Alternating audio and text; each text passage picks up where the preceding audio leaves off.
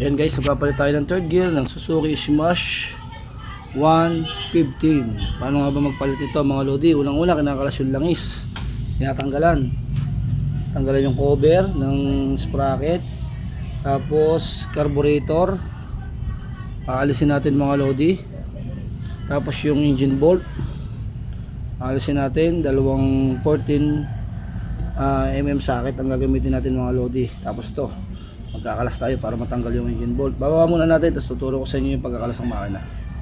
Tapos mga wire ng stator, tapos tambucho. Ayan mga idol, nakalasan natin. Alisin natin yung change pedal muna. Change pedal, napapalitan nga pala dito ay third gear. Change pedal, alisin natin. Pedal lang pala mga lodi, hindi pala change. Ang change nga pala ay shafting. Tanggalin natin ang cover ng magneto.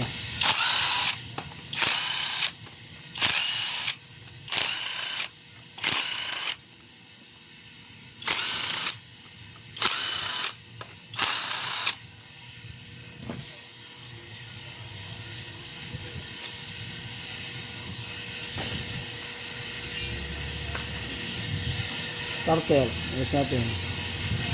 Ito.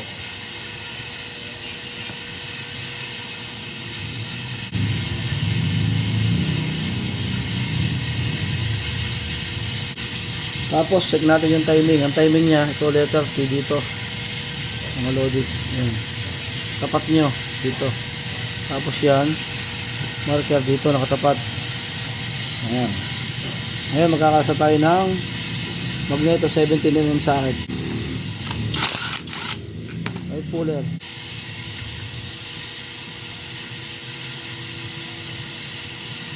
Ayan.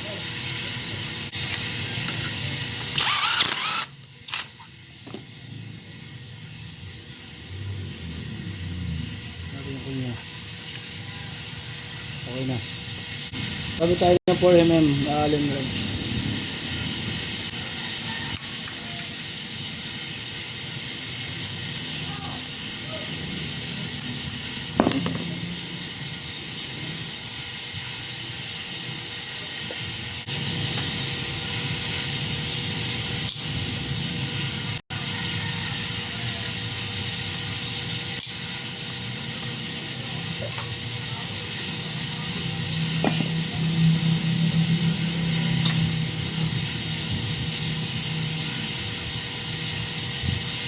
Alisin natin to para matanggal natin ang sprocket. Kailangan release para matanggal to.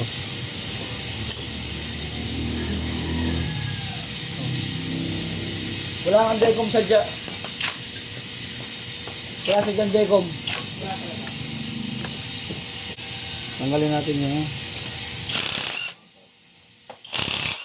magkakaroon siya, bibili ka ng camshop na may decom. Mas gaganda siya lalo pagka meron.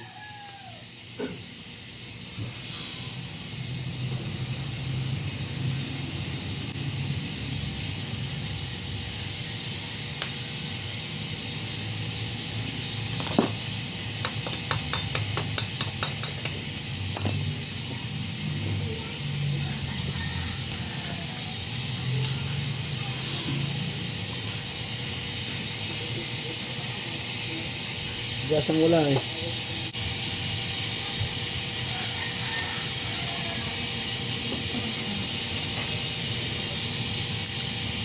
Chain guide. Timing chain. Black. Kasi smash user ka kaya alam mo din eh.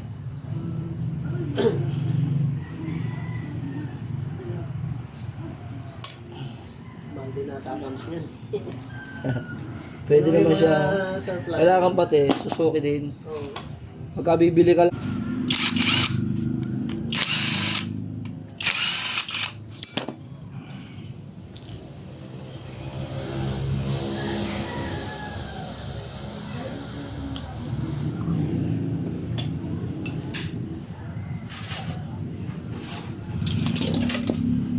Natin lang.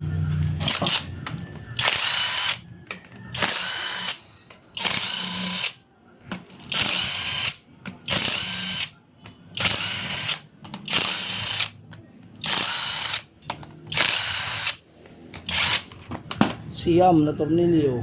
3, 4, 5, 6, 7, 8, 9.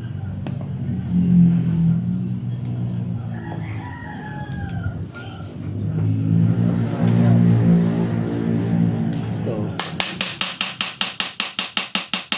Pwede na tayo magkalas. Yan na yan.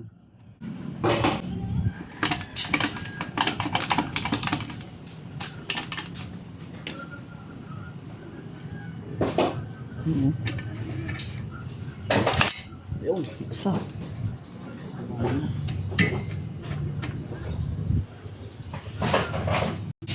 Ito mga lodi, oh. Kahit hindi na tayo magkalas ng kabila, makukuha nyo yung third gear. Ito, tanggalin lang yan, tatanggalin lang. Tapos tanggalin yung porting. Ito yung third gear, oh. Tapos ito yung primera sa ilalim, may washer sa ilalim. Tapos ito yung third gear nya. Yan. Ito naman yung kwarta. Yan, oh. Tatanggal tayo ng self clip, oh. Ito. Tingnan natin. Ayan guys, oh. Tingnan natin. Ito yung trasera. Tama.